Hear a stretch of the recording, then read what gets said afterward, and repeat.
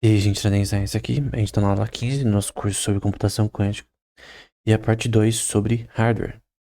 Então, a gente vai falar sobre color centers especificamente, somente sobre esse tipo específico. E na próxima aula, talvez a gente vai falar sobre topological qubits. Então, lembrando, né, é sempre bom lembrar onde a gente está. A gente está mais ou menos, talvez aqui. Avanços nesse setor, e muitos deles recentes. Então, muito do que a gente vai ver aqui são coisas que são relativamente recentes, né? Dessa região aqui. Não são coisas, não exatamente novas, mas recentes. Novamente, a gente não terminou ainda esse paper, né? Então, por exemplo, aqui também falar sobre topological qubits, a gente não vai falar ainda hoje. Então, a gente vai continuar usando esse paper porque ele é muito bem feito lá em Science. E o color centers, ele pode ser usado fótons, só que a forma de arquitetura e química do sistema de materiais usados é diferente. Você tem, por exemplo, substrato, os metais. Você tem látices que são feitas numa coisa chamada nitrogen vacancy. Seria vagas de hidrogênio, uma tradução, né? E são usadas aqui para controlar esse sistema, no caso, por exemplo, usando fótons. Então, em todos os sistemas a gente tem uma forma de controle, seja de íons, seja de elétrons, seja de fótons. Aqui é uma das formas de controlar esses fótons de uma forma controlada, né? E tem coisas da superfície que vão ser importantes nesse contexto, materiais usados, enfim. E aqui você quer trapar o que você quer usar. No caso aqui tá falando de elétrons, mas poderia ser fótons, enfim. Aí explicando a figura, né? A ilustração esquemática de um centro NV, Nitrogen Vacancy, em um dispositivo de qubit de diamante, né? Então você tem. É usada aqui uma falha na estrutura do diamante molecular para fazer isso. Então usada uma quantidade pequena de diamante nesse contexto. O centro NV, né, que é o Nitrogen Vacancy, a vaga de hidrogênio pode ser inicializado, endereçado e lido opticamente. A gravação de nanoestruturas no diamante permite uma coleta de fótons mais eficiente. Os color centers são qubits opticamente endereçáveis, que são codificados aqui é um ponto importante, em orbitais de elétrons e eigenstates. Então, nesse contexto de spin associados a impurezas de um ou poucos átomos em cristais hospedeiros de estado sólido, né? Acho que chama Solid State Chemistry é importante nesse tema, né? No caso, por exemplo, diamante. Mas não necessariamente somente o diamante, né? O centro de vacância de nitrogênio no diamante é o sistema mais amplamente estudado, devido ao seu longo tempo de coerência de vários milissegundos a temperatura ambiente, né?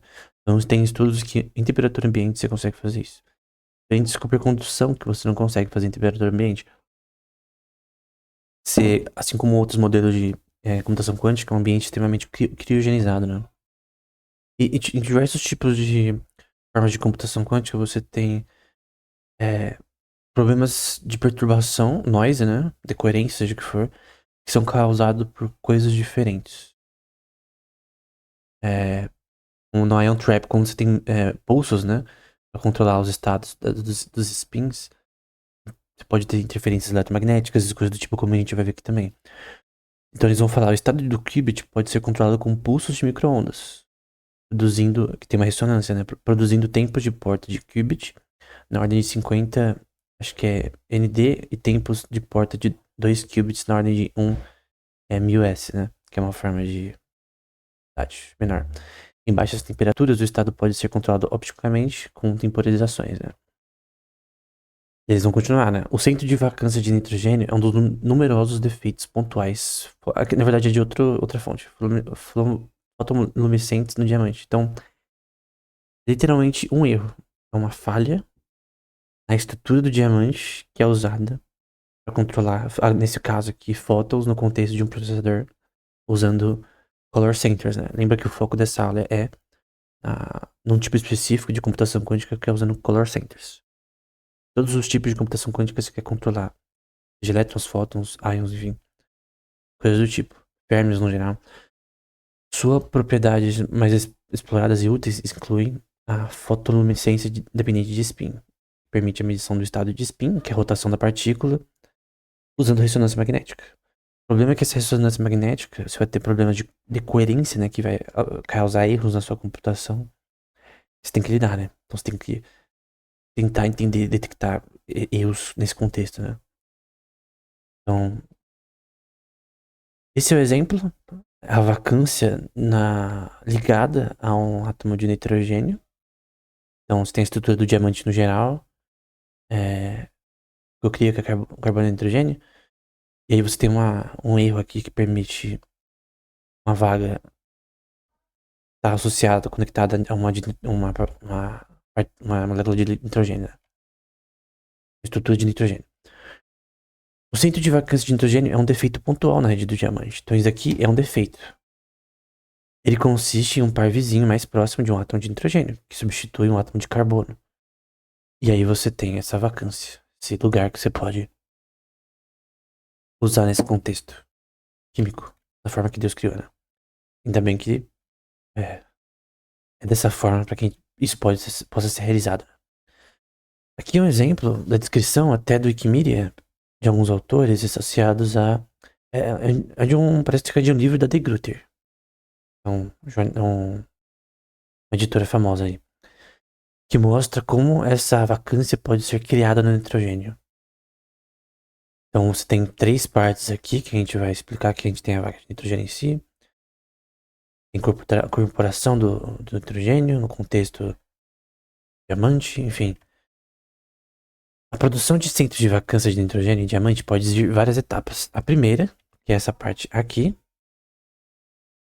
ela deve ser introduzido na estrutura do diamante o nitrogênio, né? O que pode ser feito por meio de uma implantação iônica ou dopagem delta, né? Que é essa parte aqui. Esse PECVD é a dopagem delta, né?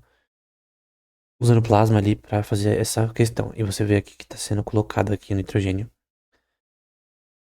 para ter relação de substituição com carbono. A segunda parte é preciso introduzir a vaga em si, o que pode ser feito por meio de irradiação a laser, implantação iônica ou irradiação eletrônica. Alternativamente, durante a etapa de introdução do nitrogênio, também pode ser introduzida as vacâncias, né? Essa segunda parte, que essa parte está falando aqui, a criação da vaga em si, com pulsos laser, né? E a terceira tem a aplicação de calor.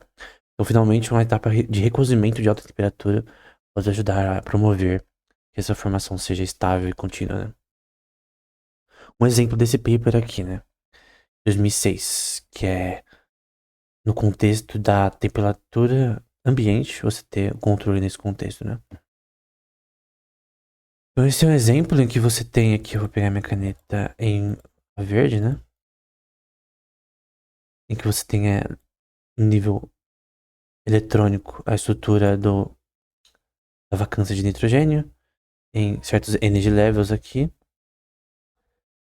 em certos estados, né? Eigenstates, ground states é o state inicial, nesse contexto, é o estado base desse sistema, e o spin de subníveis de eletrônicos desses ground states são manipulados, né? Você controla assim os energy levels, que a gente vai ver já nesse contexto, né? E na parte B você tem aqui nessa parte aqui, eu vou até fazer de outra cor.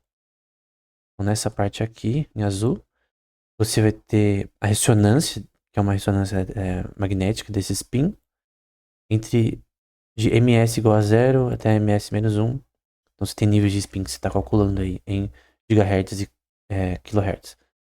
E aí você tem o laser, e você tem não falo como é o nome disso aqui, mas é as medições com relação a ele. Tem um nome pra isso aqui. Você tem o RF, pulsos nesse contexto, e o photon counters, né? Isso daqui é usado para manipulação desse sistema. Vai ser dito, né? São 13 passos, né, aplicados. Primeiramente o laser, pulso de laser. Inicia o spin, que é essa parte aqui. Então, a rotação da partícula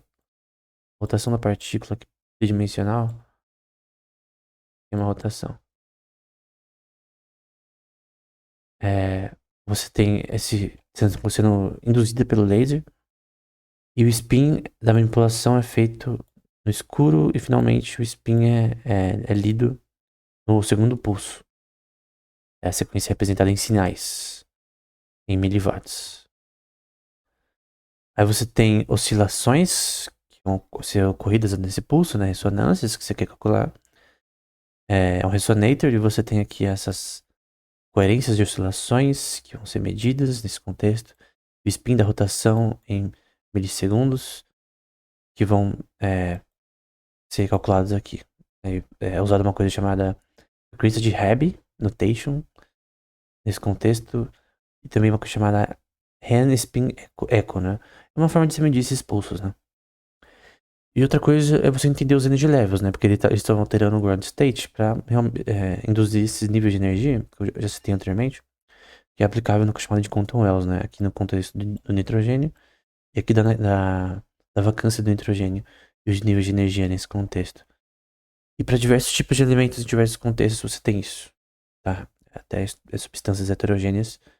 Aqui eu tentei fazer um upscale de uma imagem desse paper aqui de baixo, mas ficou um pouco borrado, mas essa parte preta, né? Essa parte que eu vou colocar em vermelho é um ground state, o estado inicial ali, estado base. E aí você tem a excitação desses estados, né? Que a primeira é essa daqui, em azul. E você vê nesse eixo X aqui, né? Os níveis de energia em MeV subindo, né? Você tem os quantum wells em relação a isso e você tem o segundo estado.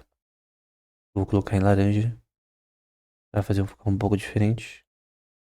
Para diversos tipos de contextos de medição, isso aqui vai ser diferente, tá? Dependendo da estrutura química do orbital do elemento que você está lidando.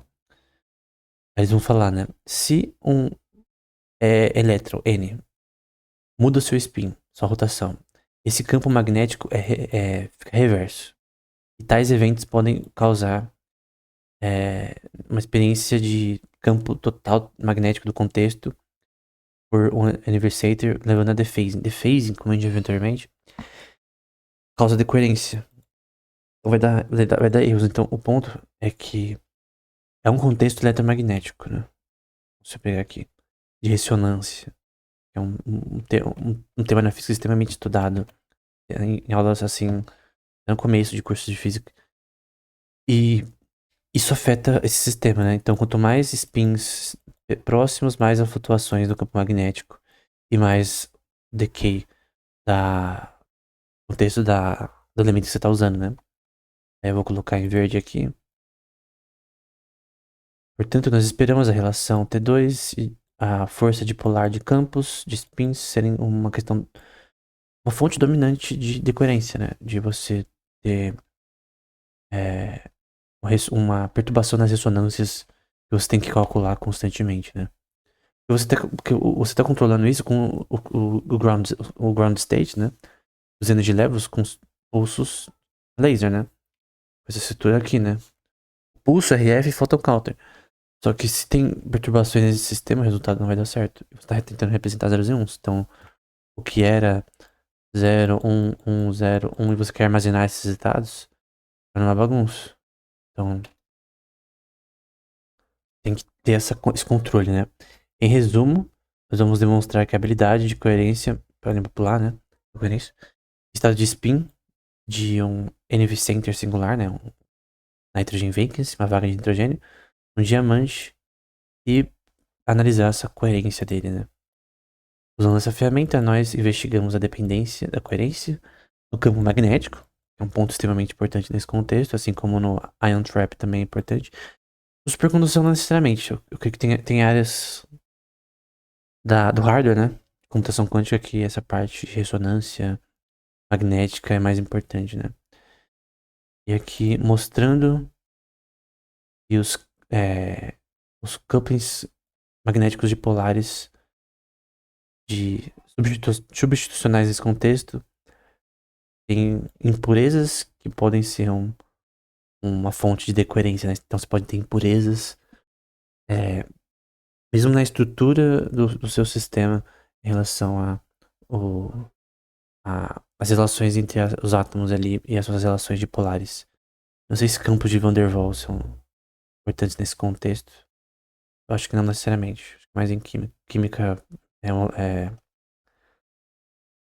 é orgânica, né?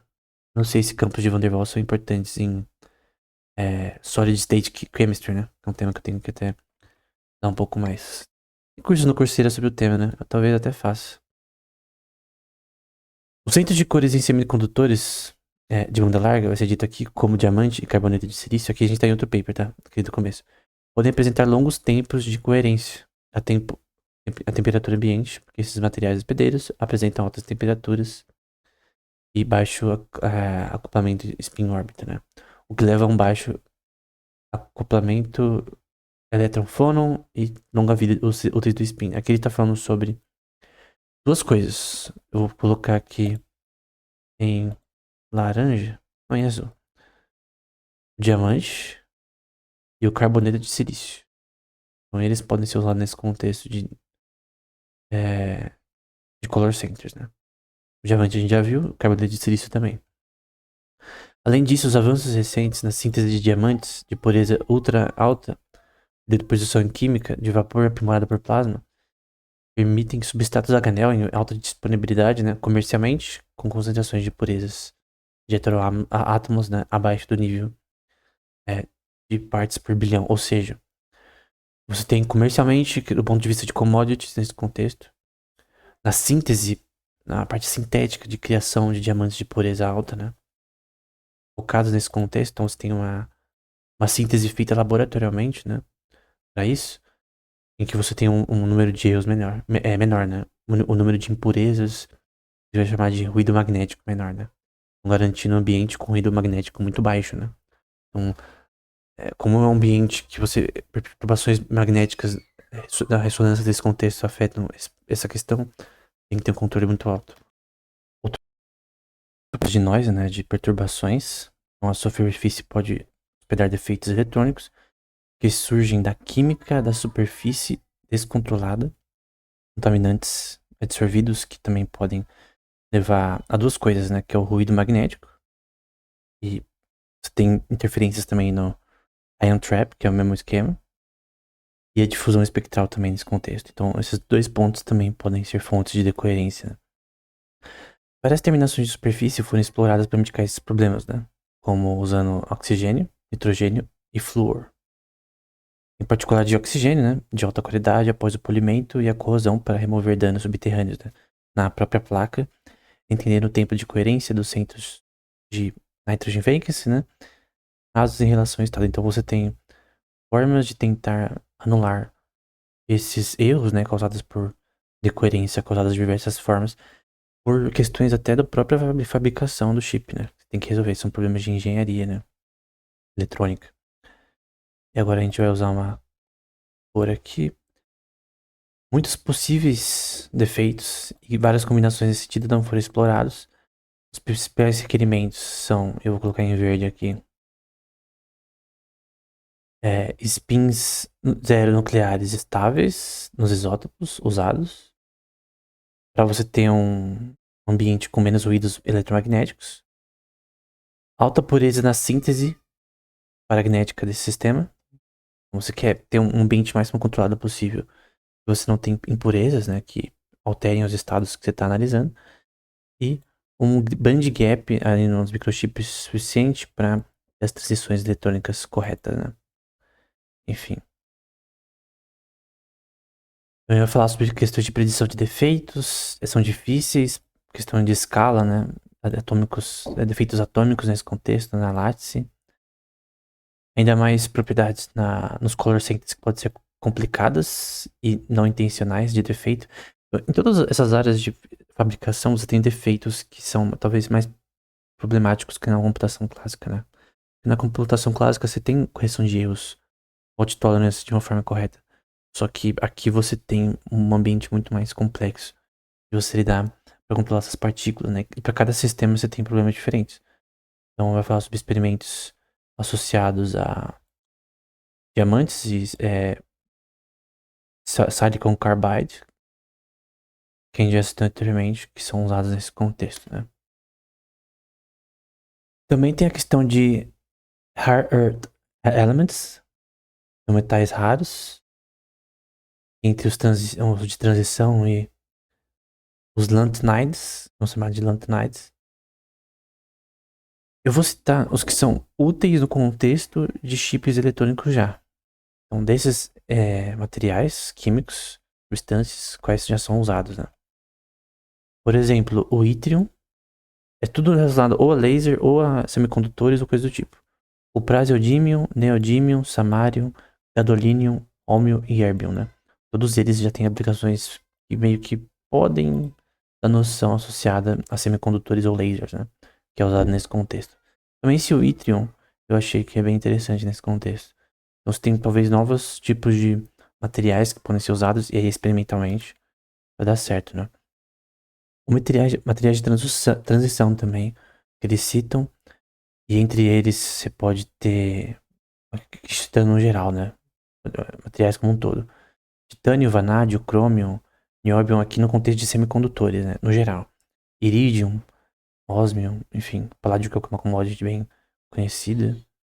Ouro e prata também, mas ouro tem várias partes do processo de fabricação de chips que vai ouro, né? Mas são lâminas de ouro bem simples, né? Finas, enfim. E agora a gente vai para um tema que eu não ia falar ainda, mas decidi já falar e já terminar o artigo de uma vez. Vou deixar para outra aula, mas vou terminar aqui mesmo. São topológicos qubits ou qubits topológicos, né? É um tema um pouco mais complexo, eu não vou explicar com tantos detalhes, mas eu vou falar o básico sobre, né? Você tem aqui na parte cinza o substrato do material, o chip, né? O material de supercondução, normalmente criogenizado. Semicondutores em laranja, os metais em amarelo e um sistema de elétrico aqui. E você tem aqui a localização do que chama de MZM, que é muito importante nesse contexto, nessas seções, e a ligação dos semicondutores e os nanofios, ou nanowires, que a gente vai ver posteriormente, as portas lógicas e coisas do tipo, né? Eles vão falar, né? Finalmente abordaremos a computação quântica topológica, uma visão de longo prazo que se baseia em um avanço fundamental feito pelo Kitaev, é um algoritmo com o nome dele que a gente já viu anteriormente, e demonstrou como a computação quântica tolerante a falhas poderia ser realizada usando ânions, não abelianos. São partículas que obedecem um tipo de estatística específico. E não abeliano significa que não comuta, que não são comutativos. Que não são nem férmions nem bósons e que obedecem estatísticas não abelianas, né? Então, os algoritmos de computação quântica são realizados nesse contexto com uma coisa chamada braiding. Eu coloquei traçando, mas é braiding.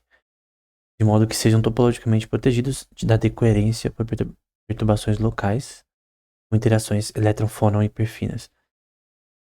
Como assim?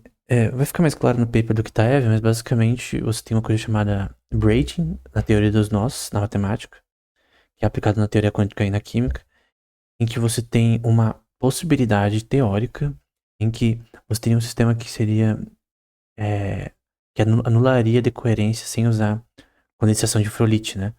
Condensação de Froelich usa efeitos vibracionais de partículas para anular a decoerência. Aqui a gente está falando sobre um sistema topológico que permite lidar com a decoerência de uma forma mais controlada, né? Acho que esse é o paper do Kitaev, aqui tá de 2024, mas acho que de antes. Auditory Quantum Computation by Anions. Eu vou explicar, não com tantos detalhes, mas ele vai dizer no resumo, né? Um sistema quântico bidimensional, então um array 2D, né? Com excitações aniônicas, pode ser considerado um computador quântico. Esse é o primeiro ponto. Segundo ponto, transformações unitárias, que são evoluções de estados nesse sistema, podem ser realizadas movendo as excitações umas em torno das outras no contexto topológico da teoria dos nós, né? Então, a forma de comportamento desses qubits pode ser controlada de tal forma a realizar em relação ao ground state, né? E as mudanças de energia, você conseguir controlar as coisas nesse contexto. Outro ponto, as medições podem ser realizadas usando excitações em pares e observando o resultado da fusão. A computação é tolerante às falhas por sua natureza física, só que o ponto é que isso daqui é teórico. Então esse ponto aqui que é tolerante a falhas é teórico, não é... Tem a questão da, ok, teoria e realização física, né? Então, foi criado um computador fisicamente que faz isso. Assim, da maneira que o Kitaev queria no seu ápice, ainda não. As excitações nesse modelo são quaisquer, o que significa que a função de onda global adquire algum fator de fase. Quando uma excitação do ground state original se move em torno da outra, pode-se operar no solo de espaço de estado, criando um par de excitação movendo uma das excitações ao redor do torus, que é essa estrutura topológica que parece um donut. Torus, estrutura topológica. E aniquilando com o outro, né? No novo modelo, não precisamos de um torus para ter a degeneração, né? Um estado excitado de N partículas no plano já é degenerado, a menos que as partículas de excitações se aproximem uma das outras. Essas partículas são anyons, não abelianos. O estado degenerado sofre uma transformação unitária não trivial. Então você está usando anyons e a transformação unitária deles para permitir uma forma de computação em lattice diferente. Esse movimento é chamado de braiding. Pode ser considerado uma computação quântica tolerante a falhas, teoricamente, né? Uma medição do estado final pode ser realizada juntando as partículas em pares e observando a fusão, que eu já disse anteriormente. Como funciona isso? Você tem essa lattice 2x2, né? Então eu vou pôr aqui minha lattice. Eu vou pôr aqui bolinhas. A gente já viu coisas assim anteriormente. Pontos nessa lattice. Aqui eu tenho P, por exemplo, e aqui eu tenho S. E você tem computações que podem ser feitas nessas bolinhas aqui, nessas interseções nessa lattice.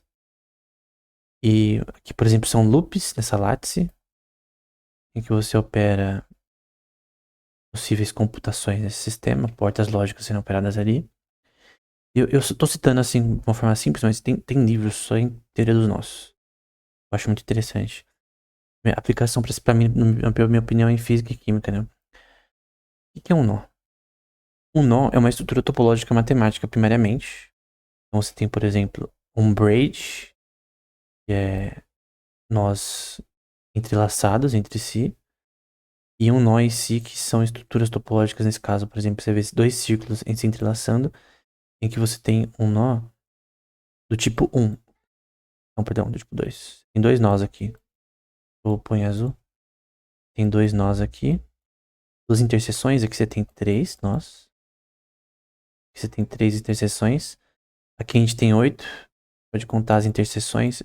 É onde as estruturas elas se juntam, né? Então, por exemplo, eu vou desenhar aqui uma estrutura. Aí com outra cor eu vou desenhar outra. E aí você conta quantos nós foram feitos, né? 1, 2. Então uma estrutura com dois nós. No caso, são representadas dessa forma aqui, né? Aqui são com 8, né? E aí você tem a estrutura dos nós em si e dos braids que tem uma estrutura diferente, né? Isso, cara, a teoria dos nós já foi aplicada, por exemplo, uma coisa chamada DNA supercooling. É a forma que o DNA ele se comporta em certos contextos. Então, cara, tem aplicações de braids e nós na química e na física extremamente importantes. Na física é até mais tryhard, mais difícil que na química. Na química é mais fácil de entender. Estrutura topológica de uma proteína ou de interações entre moléculas, você pode descrever com nós facilmente. E com braids. Em outras partes na física é um pouquinho mais difícil. E aqui você tem diversos tipos de nós, né? O tipo 0, que não tem nenhum nó. Com 3 nós, né? 1, 2, 3. Com 4, com 6, só que com diferentes estruturas, né? Enfim, com 8 para 10, 8 para 1. Porque você tem as conexões, né? Entre si. E por incrível que pareça, isso daqui é muito aplicável para química e física. Não só na matemática pura em si, de você tem a estrutura topológica. Porque inicialmente eu queria que só foi para topologia em si. E depois foi aplicado para outras áreas, né? Então essa teoria é muito importante. Eu já fiz um vídeo no canal sobre o tema, com mais detalhes da origem, né? Ele cita uma coisa chamada Quantum Hall Effect, né?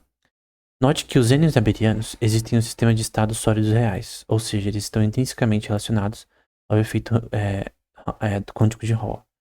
No entanto, esses têm propriedades de Braids diferentes. Lembra que o Braid são essas composições entre interações nesse contexto. Interações físicas. No sistema de Hall quântico fracionário com fator de preenchimento P dividido por Q, apenas um tipo básico de partículas aniônicas com carga elétrica real. Quando uma partícula se move em torno uma da outra, que é o que você quer aqui, né? Nessa estrutura topológica, uma se movendo ao longo da outra, né? Nesses contextos aqui, controlados, né?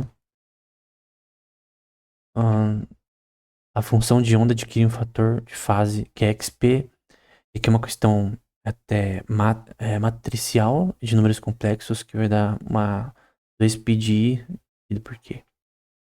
Em que representa uma questão em relação a um número complexo. Em que você tem uma fase, de fato. Tem uma fase, está sendo medida. Enfim. É um fenômeno observado em sistemas eletrônicos. O Hall effect, né? É um sistema observado em sistemas eletrônicos bidimensionais, submetidos a baixas temperaturas e fortes campos magnéticos, onde a resistência de Hall, que a gente vai ver, uma imagem, né? Exibe valores quantizados que assumem valores discretos, né, específicos de uma faixa contínua, né? Essa resistência quantizada surge primariamente, e aí tem uma aplicação na parte química, né, das órbitas de cada elemento, das órbitas dos elétrons no campo magnético, levando à formação de níveis de Landau, né? Então você tem aqui as questões fracionárias em relação ao experimento. Essa parte laranja, né, que é o eixo X você tem, vou até pegar aqui. No eixo X você tem a medição em si, que é a resistência de Hall, e aqui a temperatura em verde. Você vê que com o aumento da temperatura nesse contexto, você tem efeitos diferentes em relação à resistência de Hall e a valores específicos com relação a ela. E aí você tem, do ponto de vista macroscópico, uma coisa chamada ribbon. Eu vou falar o que é, mas que bate essa estrutura topológica, é basicamente a forma que as computações vão ocorrer num sistema bidimensional, nesse sistema aqui. Então, essas operações são operações que você pode fazer portas lógicas computacionais, que computação de lattice a gente já viu anteriormente, uma coisa comum, computação quântica, né?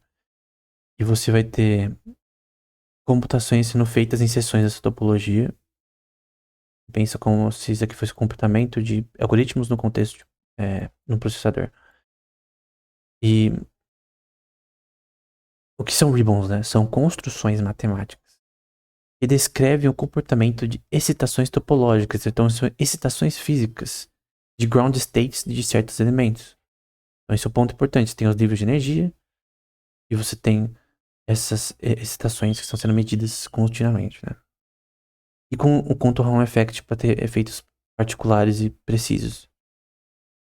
Também são conhecidas como anion ou quase partículas em sistemas bidimensionais. Por isso, tem que representada de forma primária bidimensional, numa lattice, e depois de uma forma topológica maior. Porque o ribbon tá numa lattice. Depois tem um shape completo. Isso daqui é basicamente onde as operações portas lógicas vão ocorrer. Lembra que isso daqui é uma coisa física, são níveis de excitação que você está controlando dos estados desse sistema para fazer computações. Então, aqui estão, de exemplo mais individual, 2 ribbons que estão atrelados ao mesmo lugar. E você está obtendo operações computacionais ocorrendo nesse contexto, do ponto de vista de hardware. E você tem o que é chamado de braiding e fusion. A fusão e braiding que são usadas na parte de operações físico-matemáticas, físico-química-matemáticas que operam aqui. Física e química, porque a gente está usando materiais específicos químicos para ter esse controle. Físicas, porque você tem operações como control effect e outros associados ao sistema. E representação algorítmica em braid, né? Você não tem que entender isso daqui, você tem que entender que isso é feito para fazer as operações computacionais. Então, é uma aplicação muito interessante de teoria dos nós. Eu lembro quando eu li livros sobre teoria dos nós, eu pensei que não tinha nenhuma aplicação. Eu até li até por diversão. E, por incrível que pareça, tem várias aplicações na química e na física. Então, vamos pro básico. Vamos explicar isso daí de uma forma básica. Tem muita rodeio. Vamos considerar de novo um sistema de N partículas de excitação, que vai ser chamado de L. Então, só vou desenhar aqui só para questões visuais. Então, vou desenhar novamente, que meu coisa caiu. Então, você tem esse valor, vai ter o x até n. E você tem uma álgebra L, que inclui operadores locais de álgebras, D1 até D1, e um operador Y nesse contexto, que comutam com cada operador nesse contexto. E isso vai ser chamado um operador topológico. Vou pegar o verde aqui. Fisicamente, esses operadores topológicos correspondem a questões não locais de liberdade. Para n igual a 2, a álgebra topológica de operadores coincide com o centro de D1 até dx2. E esses dois centros coincidem, né, nessa lattice que a gente está sendo representada. Né? Tem pontos de coincidência entre essa lattice, como eu já vi anteriormente.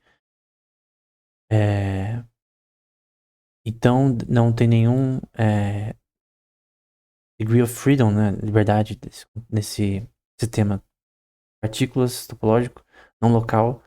Nesse caso, do ponto de vista que você consegue entender tudo que está acontecendo nesse contexto, nesse sentido, como as partículas estão se comportando, tal que n é maior ou igual a 3. Então, essa é a descrição numa lattice, como operadores topológicos funcionam, né? Como que funciona agora do ponto de vista de passos, né? Primeiro, você produz pares com carga zero. E o par é criado do ground state, que não tem uma carga automática. Mensura a carga elétrica no par de vórtex destrutivamente. Para isso, deveria ter um par para cada uma partícula. Essa matriz 2D. Performar as transformações unitárias nesse contexto, a evolução desse sistema, desse Hamiltoniano ao longo do tempo. Pegando o primeiro par entre as partículas do segundo par, da transformação unitária. E o valor de nu e mensurar isso daí, né? E produzir um número ilimitado de estados puros. Estranho, né? Porque normalmente estados puros são difíceis de lidar, né? Você tendo um sistema como esse. Para cada transposição dada. Vai ser impossível apenas medir a conjugação. E tentando nós podemos dar um estado e podemos usar como referência para cópias. Enfim. Basicamente essa é a forma como acontece isso. Do ponto de vista prático. Se não ficou tão claro assim, você tem, por exemplo, no ponto de vista de hardware, esses INSB nanowires, nanofios, de 400 nanômetros para 200 nanômetros. E você tem uma forma de crescer esses nanofios para ter esse tamanho específico e uso. Então, você tem uma síntese química desses nanofios. Tem o tipo INSB e o tipo INAS, né? Que são esses do tipo aqui de 2 acho que é 1000 metros, né? De 1000, a letra grega, né? Você tem essa estrutura como um todo dos nanofios, nanowires, né? E as partes de acho que silicium oxide, também outras partes aqui usando outros elementos. Tem o array, 2D ao longo do chip, e no fim o chip completo aqui. É interessante ver essas imagens, né? Também tem esses chamados gas nanowires, né? Também na forma de cultivo, né, de crescimento desses nanofios, quimicamente, né? E novamente essa imagem mostrando o ponto de vista estrutural como um todo, né? Então, creio que é bem interessante essa questão. Naturalmente você tem efeitos dielétricos e porque você tem também um sistema questões de ressonância são importantes, coisas do tipo, né? Eu vou dizer, né? A desordem cristalina dentro do próprio nanofio de INAS ou INSB. Esse é o INSB e esse é o INAS. Dois tipos de nanofios. Causada por falhas de empilhamento ou impurezas, e a desordem dentro da interface podem levar a estados de sublacunas triviais que causarão uma coisa chamada decoherence, né? Decoerência. Não consegui traduzir de melhor forma, né? Decoerão, porque ele fala de uma forma imperfeita, né? Gramaticalmente, mas eu creio que decoerão não tá errado. Acho que não tem uma palavra correta pra traduzir decoherence, talvez. Mas, basicamente, você vai ter, por uma questão de fabricação, impurezas, podem levar a sublacunas, que podem levar a problemas de decoerência, né? Nessa seção aqui do MZM. Então, nessa parte aqui, ó, nessas partes aqui vai ter decoerência causadas por falhas na forma que o nanofio possui. A síntese desses nanofios, né, a criação, o cultivo desses nanofios do ponto de vista químico, com perfeição estrutural excepcional, é portanto importante. Só que a gente está falando de nanofios com 400 nanômetros, 200 nanômetros de diâmetro, né? Então, não é tão simples assim você ter uma precisão laboratorial tão grande, né? Isso é um problema, precisão laboratorial. E, embora métricas simples como densidade de defeitos ou mobilidade de elétrons para a qualidade estrutural eletrônica, minimamente aceitável, né? Então você tem que permitir questões ali específicas, por exemplo, com relação à mobilidade de elétrons e coisas do tipo, para impedir erros que podem acontecer, né? Que não foram identificadas, né? Então tem questões nem teóricas somente. Tem também questões teóricas que têm que ser resolvidas, mas principalmente questões do ponto de vista estrutural mesmo, do ponto de vista experimental.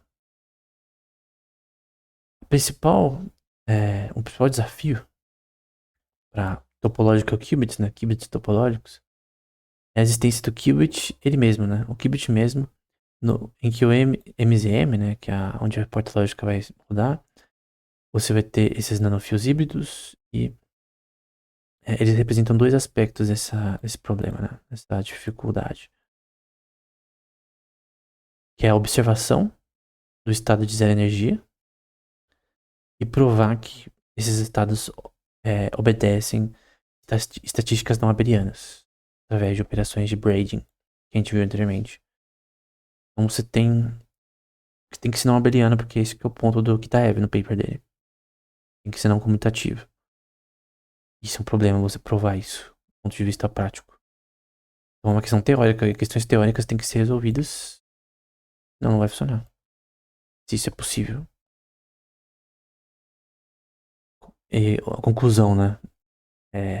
Quando esse problema for resolvido em relação ao MZM, é, esquemas detalhados já foram propostos em relação aos nanofios para manipular esses braidings e aí ler esses MZMs, né? Então você tem uma questão de crescimento dos nanofios, você fazer eles cineticamente perfeitos para as funções que tem que operar, questões teóricas que são associadas à teoria dos nós e braiding theory e computações que podem ser feitas nesse contexto. De fato, essa computação melhor do que as outras não permite, na verdade permite que você possa fazer algoritmos de correção de erros melhores, ou até do ponto de vista de hardware. São esses pontos que são importantes aqui, né? Então, tudo que a gente viu é daqui pra cá. São coisas recentes, ou não. Nesse contexto, são artigos daqui. Até depois de 2022, né? Então, o ponto é que você tem que ter noções, principalmente básicas, com relação à física de estado sólido, química nesse contexto também.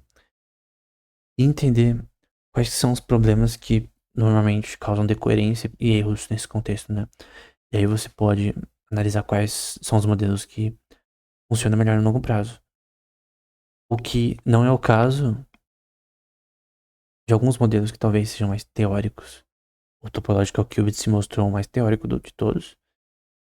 E experimentalmente mais difícil de se... Porque você tem que provar até uma questão teórica de se as partículas que você está usando são ênions não abelianos, obedecem essa estatística específica. Sendo nem férmions nem bósons. Se isso funciona, né? Porque é uma questão teórica. Então, primeiro você tem que provar a questão teórica experimentalmente. Funcionar, ok. Não funcionar, você tem um estilo de computação que tem que ser remodelado ou até descartado também, talvez. Mas eu creio que é bem interessante. Eu creio que talvez tenha até aplicações para outros modelos também, né? Então, você pode ter outros tipos diferentes de qubits topológicos, né? Então, hoje a gente viu dois tipos de computadores quânticos, né? Que são os Color Centers. Você pode usar fótons nesse contexto. E o com Anions, que é o Topological Quantum Computing. Ambos são bem interessantes e ambos têm aplicações bem interessantes, mas principalmente, se funcionar Topological Qubits, ele é o melhor modelo, na minha opinião, até agora que a gente viu. Se funcionar teoricamente, fisicamente, né? Então é isso, até o próximo episódio.